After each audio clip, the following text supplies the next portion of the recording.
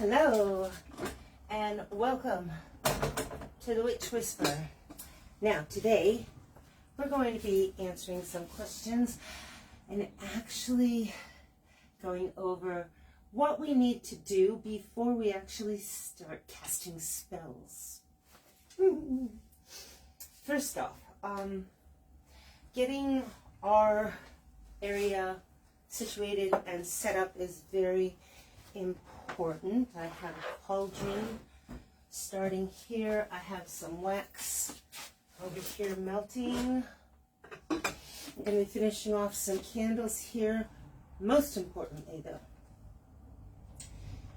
and if you want to chalk me into a category of boring, staid, overly cautious, fine, but fire and witches, we work with our elements, but there needs to be respect for the elements, and burning witches bad, always.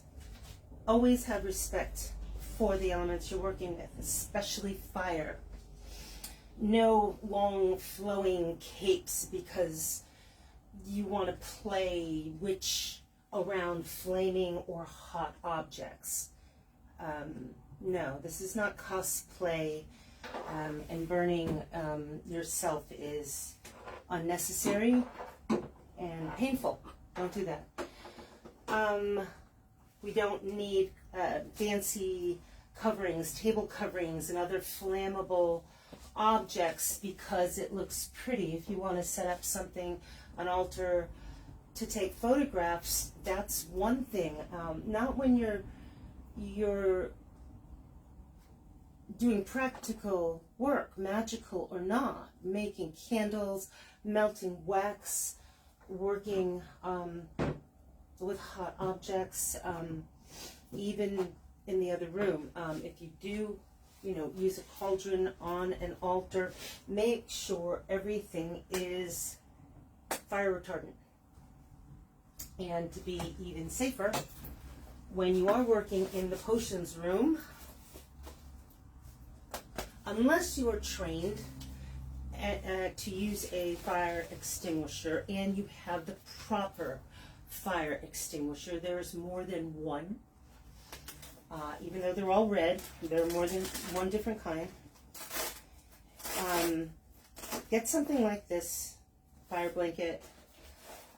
You just simply open it and just throw it over something that might have just caught on fire. It could be, a candle that went out of control, or something got caught that you didn't expect. I mean, it's just wise to have this in your home anyway, in the kitchen. But, if you're going to be using things like candles and charcoal in your religious / magical / spiritual practice, use it properly, be safe. It doesn't take away from any of that. So have something like this. They're very inexpensive compared to the alternative. So also on the, I know the young people are super bored by now and have probably gone onto a TikTok page, but that's all right. Speaking of which, this here is about to be retired. I wanted to let you guys see and appreciate. I've had this for over 40 years. Have used it in many, many, many applications of melting wax, and used to be a food warmer for parties. They still make and sell something very similar. But I liked it to either heat up things that needed ointments, waxes, things like that I would use, unguents, for my magical practice. But recently I noticed that the handle on it had gotten severely bent. As you can see, it's very bent. That's not good. And when I was heating it up before, I noticed something, because I pay real close attention to my tools, and this is a tool. It was getting hotter than normal. So that's it. I disconnected it, and this gets trashed. Don't give me any of that sentimental nonsense about something like that. The cord needs to be disconnected, needs to be thrown away properly. You can have sentimental feelings about a lot of things, but something like this, it's lived its magical life. If you want to have a ceremony for it, that's great. But get dangerous tools out of your home. Right here, I have this on very, very, very low. When you are working with something like this, it's a hot plate, melting waxes and things. I have it over here in a 6-strip outlet. And I've been doing this for well over 40 years. I have made candles outside by a fire, you know, in a fireplace. I've done everything from the most historical 1500s method all the way up to modern. I prefer modern. If you have a setup like this, I don't care if I'm leaving the room for 30 seconds.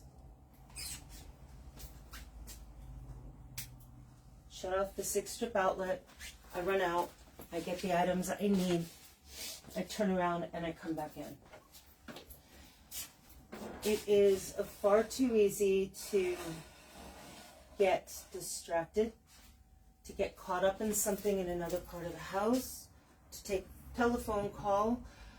And I'm sorry, you know, our society today, we are all pretty much programmed to have very short-term, you know, attention spans. So, if you're going to leave the room for just a minute, I don't care if you go into the bathroom, I don't care. Turn off all this stuff. Because there is nothing magical about burning your house down. So enough with that. We're going to get on to the magical stuff now. Okay. Be practical. All right, now, let's see. I do have some lovely charcoal burning. And this is a special charcoal. For anyone that is new, we don't burn the charcoal that you find in the bags to burn outside for cooking in a charcoal grill. Those are treated with petroleum-based solvents that will burn off before theoretically you cook your food on them, but this is charcoal that I think is sold for hookah bars, and it is pure charcoal that has potassium nitrate in it. So it flashes over very quickly, then it starts to ash over. Now I have it in, hi everyone, I have it in a really heavy cast iron pot with sand on it. And don't mistake that tiny little guy thinking that it doesn't get as hot as it does. It needs a heavy layer of sand. Oops. A heavy layer of sand to insulate it. Don't try to put it in a glass bowl or something like that. It will shatter it. So something heavy metal, doesn't have to be cast iron, but something solid never would. And then a real heavy layer of sand. I use play sand. I'm going to put a little bit of incense on this. We use powdered incense. There we go. There we go. All right. Now, how do you set up a room like this if you're going to be working with potions and things like that? Do you set up a full altar? It's not necessary. You can just use crystals. I have this. It's an aquamarine blue crystal for the West. Let me see. Oh, I have a beautiful piece of jet for the North. Jet is fossilized coal. Oh, here I have a piece of K2, which comes from the second highest peak, K2 in the world. So that's for air in the east. And then I have a piece of Unakite, which I put right here. I'm going to leave it actually in this plate because it's going to be rolling all over the place. In the south. And then I have little tiny pentacle I can put in the middle here if I want. I have a bigger one I can put on. It's an altar pattern that we can put things on to kind of bless them after we're done. I have this cute little dude here. It's a little good luck kitty. And it'll be with me kind of giving us good luck through this whole thing. This is bringing in a little bit of Asia influence. I saw some questions out there earlier this week. I found enchantments mentioned on a forum somewhere, and somebody asked about what type of magic we had, and somebody was like, oh, primarily Wiccan. Yet no. But I don't mind somebody saying that, especially, it would be somebody I would assume that just only is familiar with Wicca. So we do all kinds of things here. We do everything from hoodoo to Judaic magic, ancient magic, to some Asian magic with feng shui, Celtic magic, Druidic, which is a little different from Wicca. So we do all kinds of things. I do have, if you guys can see, is it in the shop? I have a familiar working with me today. Here we go. And yes, this is a crystal ball. Not this guy's a cute little stand, but this is a crystal ball, and that is a familiar. And it has a name that I only call it, but you can use a big stone like that as a familiar. That'll work with you if you'd like. So I have my, this is my grimoire. Now, there's a difference. Nowadays, everyone wants to call the book that they use for magic their Book of Shadows, but there is a big difference. A Book of Shadows is your book of your past. It's like your diary, your personal magical diary. I cast my first circle on such and such a date. Maybe I joined my first coven or my group, and you know, I experienced this, or you know, this is the path I took. I took classes, you know, somebody could say I took classes at enchantments. I've had a lot of students. You know, I met so-and-so on my path, and you know, you get the point. A grimoire, though, is recipes, spells, things you've learned. You know, maybe you put the days of the week and what all their associations are for the magic you do, and the color candles and the color candles, candle colors that you use for various magical applications that are specific to you. Your grimoire is very specific. It doesn't have to be a grimoire that you would go to the store and buy and have a generic list of stuff. You would want to be specific to you. So, like someone's personal, you know, someone's grandmother's personal cookbook. It's not going to just have recipes for everybody in the world. It might be a very personal family cookbook. That's what your grimoire is. So, so once you have your space, again, it doesn't have to look real special and fancy. But it has to be practical. It has to be a space you can use. And then what you can do is you can do a little bit of incense like that, or you can do a bit of smudge if you'd like. We've talked about the smudge before. Everybody is hung up on the white smudge that has the big thick leaves. That is not going to cleanse the area. You want smudge that looks like this. This is smudge that comes from southwest of the United States, and through the south, It's sagebrush.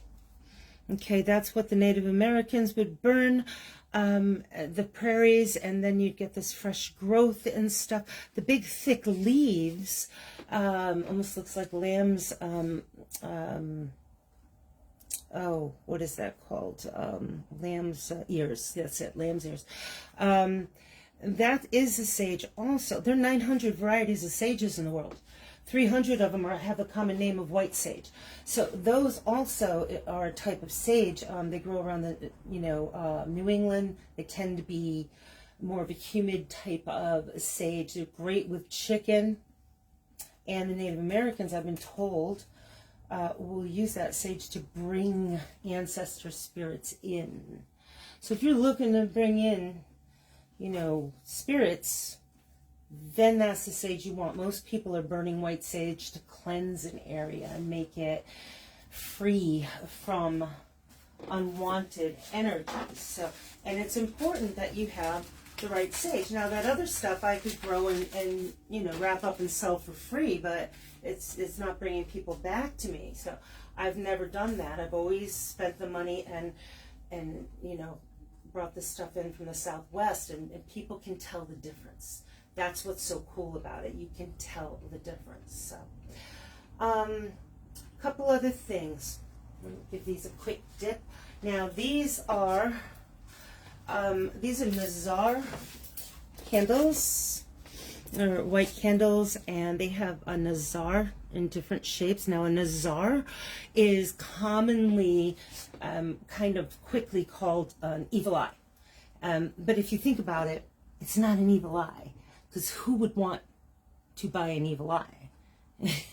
So a Nazar is the blue eye with the black in the center shape that you wear to get away, make the evil eye stay away from you. And I am just feeling that it needs a touch of red at the top to kind of seal it in.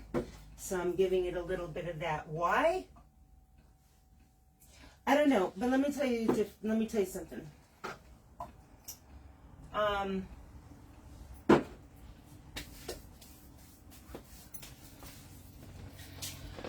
When you trust your magic, you don't question it anymore. You don't doubt, you don't question, you just do. I've learned that from so many magical masters. They just know. And when you know, you know. You don't go, looking up a bunch of books in the library. You don't be looking up a bunch of things that other people have done. When you really start practicing your magic, of course you have to learn the basics. But when you've got that down, you just know. You walk in the woods and you know which herbs that you want to bring home with you. Sometimes you do that not even knowing what the herb is, but then you look it up later and you're like, it's exactly what I needed. So some of you absolutely know what I'm talking about. Now, over here I'll show you some things I have. And this is after we just cleaned all of this. Got rid of all old herbs, making room for the new ones because we're putting out raised beds this year. Things like frankincense, copal, myrrh. Those are resins. They don't have to be, I mean, they're resins. They last for a very long time, almost forever. This here, we're making some dragon's blood ink out of alcohol and dragon's blood, and you can see the resin at the bottom here. It's been sitting for over a month, but I like to let my things sit. Some devil's shoestring. I'll take a moment to talk to you about the Lucky Mojo Curio Company in California. We practice a lot of things here, and hoodoo is one of them. Now, I can't really speak about voodoo because I do think that is a black practice, religion. I don't really know any more than that. But I've had individuals get very angry with me for practicing voodoo or making the mistake, and they've even conflated the two as if it's something that is for Black Americans only. No one else can practice it. But learning from, I believe it's Miss Cat, she's one of the individuals from the Lucky Mojo Curio Company. I've read a lot from people there and learned a lot. It's not exclusive to Black people. Hoodoo I'm talking about. So if you want to learn a lot, just get on their website. And they're also a mail order company. I believe it's one of the biggest in the world. And I think you will find a lot of interesting information on their site. The site alone is just so filled with information. You'll definitely thank me, but this is some devil's shoestring I got from them.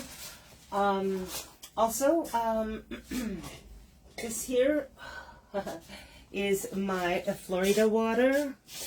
And Florida stands for flowers. Here we go. Now this is the Florida water, and if you see at the bottom all the herbs, yeah, it doesn't look like. Now this is what most people find in their store, and this is patented, so this is, you know, a legitimate product. And if you find this in the store, this will do what you're hoping it will do. I make the recipe. It's a very old recipe, so I get all the ingredients, and it has, oh my goodness, it has over a dozen ingredients. And we bless it in the circle, consecrate it. It's a little bit more powerful than this, but it's a lot. It's been steeped a lot longer. But whatever you find to be best for you, you want to use what works for you. Let's see. We also make our own war water. That is around here somewhere, and war water is used for protection. I know a lot of people go right to that place where they're going to be using it to like curse people and stuff like that. I don't waste my energy on that stuff. What else do we have? We have some parsley oil, catnip, brick dust. Oh, my brick dust. I love my brick dust, because this brick dust is given to me. Hi, Dan. Brick dust is given to me by the house here. This house that Enchantments is in. It's my house. I own it outright. Well, this house, once we moved in the basement, it starts just giving big piles of brick. It just brick dust. It just lays there right on a little sill of brick, and doesn't seem to be hurting anything, and it just gives it to us free of charge. It's just lovely. You know, the more we take care of this building, the more brick dust appears, and it's just, yeah, it's really lovely because it's authentic. I know a lot of places will actually, where did this come from? Up here. They will actually take brick and pulverize a fresh brick, but that's not going to be very helpful, simply because the reason brick dust is so effective as a protectant is it comes from a house that's so old that it starts to give it up itself, and the whole purpose of bricks in a home or a building is to keep it strong and upright and to protect those in it from harm outside. Think of the story of the Three Little Pigs. It actually emphasizes this point perfectly. You had three little pigs, and the big bad wolf was able to blow down the house made of sticks, and then blew down the house made of wood, and then, or straw and sticks, and then the house made of bricks couldn't get blown down. I I joke with my husband, that's why I married him, because when I met him, he had, lives in a brick house. And I was like, okay, yeah, all right, that's a big plus for you. So, but the bricks are the foundation, the structure, and the strength, the protection of a home. So when it's so old that it can give it back to the people, and if you know how to use it in hoodoo, it's going to continue to protect you regardless of where you use it. So that is the magic of brick dust. So yeah, we have a lot of different things around here. Pine resin. All of the resin saps from trees have strong protective energy, and they also have the ability, pretty much all of them, to raise the vibrational level of the area you're in when you burn them on the charcoal. So that's often why they're burned in churches. They raise the vibrational level of the people in the church, so which might be a good idea. So anyway, you want to get everything set up, and when you do, I don't really do a lot as far as casting the circle, because I have my crystals, I have my pentacles that have always been in the circle, and then I have a bowline, I have my athame. And if you have brought your athame into your circle time after time after time again, and used it to absorb the circle, you might want to use a sword. That's always fun. I like to do that at Sabbats, but during a regular SBAT, I always absorb the circle with my athame, because that becomes the depository of the energy of the circle. Then I don't have to cast a complete circle every single time I'm doing magic. So I can just basically do this and then touch everything I make and let some of that energy deposit into each item, releasing a little bit of the circle's magic into, this one needs a little bit more. How do I know? I just know. Again, once you stop questioning yourself. Now, if you're in the first 5 to 10 years of practice, okay, question yourself. Questioning yourself could stop you from blowing things up. You don't want to do that. I went through plenty of mistakes and accidents. One of the reasons I joke I started enchantments was to teach people how not to make the mistakes I did. And that's all a teacher or a guide is. It's like, hey, watch that rock on the path. I really, man, when I hit that one, it hurt. That's all we do. That's all we are. There's one summer I was making candles outside over an open fire, and making them from scratch, and doing all that early stuff, and all of a sudden the candles I made started to spontaneously combust on the side. You don't want to add resin to candle wax. Not a good combination. So the things you learn, I'm trying to help people save time and possibly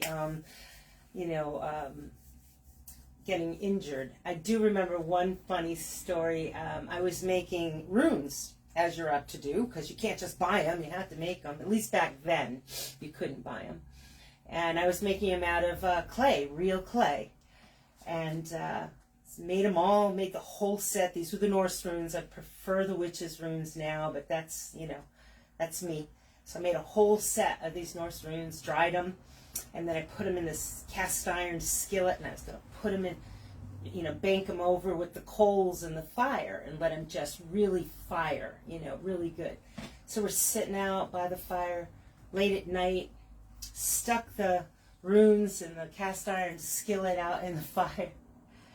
And after a few minutes, started hearing this high-pitched whistle.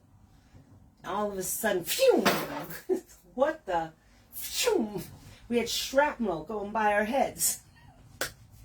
And then I quickly learned. Now, keep in mind, this is before I could look anything up on the internet. So witches, we really did have to be part of the wise, craft of the wise, because we had to figure a lot of this stuff out. And what I did learn is that if there is any moisture at all in the clay, no matter how tiny those little flat discs of runes, they were only the size of like not even a quarter, maybe a nickel. Any moisture at all, it tends to build up steam and they explode, and yes, they do become flying missiles. So luckily we did not get hit because we were witches and we seem to have some kind of protection around us. At least we did that night. So but it did take me another 2 or 3 tries before I got an entire set of complete runes that did not keep exploding. So you see, I couldn't just look it up on the internet. I had to keep trial and error what is happening until it finally became apparent. So yeah, it's much easier to learn today if you pay attention. So anyway, so this is what I'm doing. I'm working with the candles. I wanted to share a few little tips and tidbits with you. These I think are completely finished. I'm going to put a label on these, telling people that they do have a Nazar inside of them. That once they start burning them, as a matter of fact, I'll put one on the pentacle and let that sit there and for a few minutes and keep switching them out, because that will charge it, or at least bless it with the energies of everything we're doing here today. I also have one right on here. I could use that too. So I could put one right there. And then I have another one here. So there we go.